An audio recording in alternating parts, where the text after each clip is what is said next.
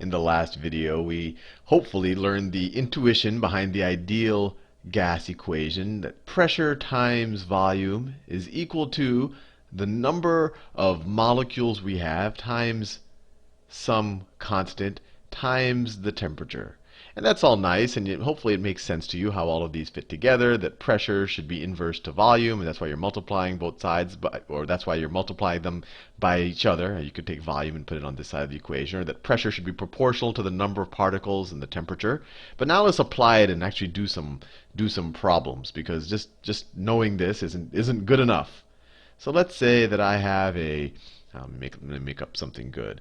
Let's say that I have a 2-liter container, or let's say a 2-liter balloon. 2-liter balloon,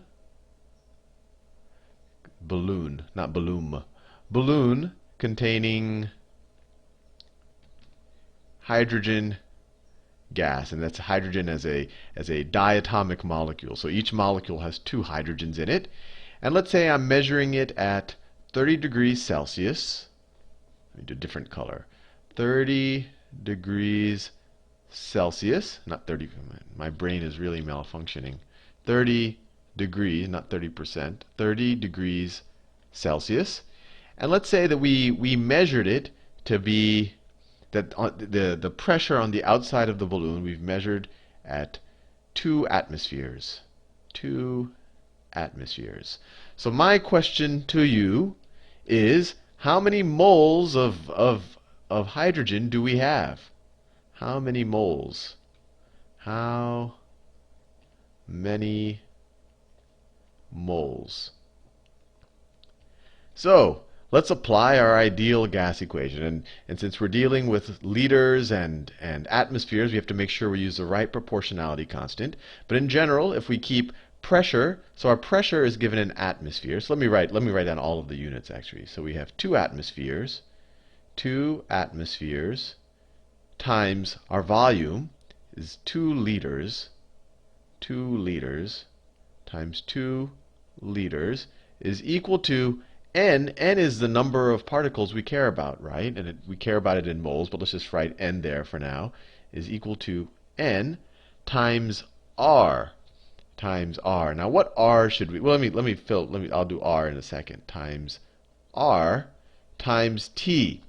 Now, you might be tempted to just put 30 degrees in there, but in all of these problems, and in fact in general, whenever you're doing any of these gas problems or thermodynamics problems, or anytime you're doing math with temperature, you should always convert into Kelvin. And just as a bit of a review as to what Kelvin is, it's just a different scale. So for example, the lowest possible temperature that can be achieved in the universe, when you think about it in Celsius, let me draw a little temperature scale here. So if that's a temperature scale, I'll draw 2, one for Celsius and one for Kelvin. So the lowest possible temperature that can be achieved in the universe, excuse me, I know when I cough it tends to be a little jarring. And when we say the lowest possible temperature, that means that the average kinetic energy of the molecules or the atoms are 0. They're just not moving. They're just, they're just stationary. So it's very hard.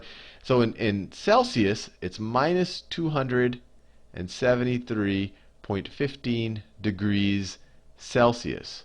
So 0 might be someplace over here. 0, that's where water freezes, and then 100 degrees, that's where water boils. And you can immediately see Celsius was, the whole Celsius scale was made based on the freezing point and the boiling point of water. Now, Kelvin, but when you look at this and you say, oh, if I have something that's 5 degrees, and have another thing that's 10 degrees, when you look at the Celsius scale, you're like, oh, maybe the 10-degree thing, it has twice as much energy as the 5-degree thing. It has twice the temperature.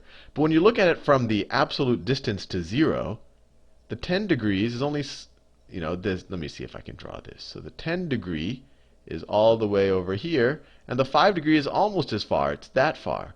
So the 10 degrees Celsius is only a slight increment over 5 degrees Celsius if you were to divide the two. It's not twice as hot. And that's why they came up with the Kelvin scale, because at the Kelvin scale, absolute 0 is defined as 0. 0 Kelvin. So this right here is 0 degrees Kelvin. And so 0 degrees Kelvin is absolute zero. So what's 0 degrees Celsius? Well, we would have, and the increments are the same. 1 degree change in Celsius is 1 degree change in Kelvin. So at least it's just a shift. So this is going to be plus 273 degrees Kelvin. And then 5 degrees would be plus 278. 10 degrees would be plus 283 Kelvin. And then you see that 5 and 10 degrees really aren't that different from each other. But in general, if you want to convert from Celsius to Kelvin, you just add 273 degrees. So 30 degrees Celsius is what? 30 degrees Celsius is, well, it's probably sitting, this 5 and 10 I drew it too close to 100, but let's say it's sitting here. It would be 303 degrees Kelvin. So this is equal to 303 degrees Kelvin. All right. So now for our temperature, that's what we were worried about. We wanted to put in the temperature there, so now we can put in our 303 degrees Kelvin. Now we have to figure out what unit, what constant to use here. And I've written a couple down here. Remember, we're dealing with atmospheres and liters. So I wrote down a couple of versions of R right here. Let's see, we're dealing with atmospheres and liters. The denominator, we're always dealing with mole and Kelvin, no matter what. So those are always going to be there. So we should use this proportionality constant. R is equal to 0.082 liter atmospheres per mole Kelvin. Let me write that down. So let me rewrite our whole equation, actually. So I have 2 atmospheres. 2 atmospheres times 2 liters is equal to N times, I have a bad memory, 0.082 liter atmospheres per mole Kelvin times 303 degrees Kelvin. All right, so let's see what we can do. Let's see if all of the units work out. So we can always, when you do dimensional analysis, you can treat units like numbers. So if you divide both sides of this equation by atmospheres, the atmospheres cancel out. Divide both sides of this equation by liters, liters cancel out. You have a Kelvin in the numerator, Kelvin in the denominator. That cancels out. And so we have 2 times 2 is equal to N times 0.082 times 303, and then we have just a per mole, and a 1 over mole. So to solve for n, or the number of moles, what we do is we divide both sides of this equation by all of this stuff, right? So we get, let me just write this, so we get 4, 2 times 2 is 4, 4 divided by 0.082 divided by 303. I'm just taking this and putting it on the left-hand side, dividing both sides by it. And when you divide by a per mole, if you put a 1 over a mole here, that's the same thing as multiplying by a mole. Moles is equal to n. So it's good. The units all worked out. We're getting n in terms of moles. And so we just have to get the calculator out and figure out how many moles we're dealing with. So we have 4 divided by 0.082 divided by 303 is equal to 0.16. If we wanted to go more digits, 0.161, but we'll just average round. So this is equal to 0.16 moles of H2.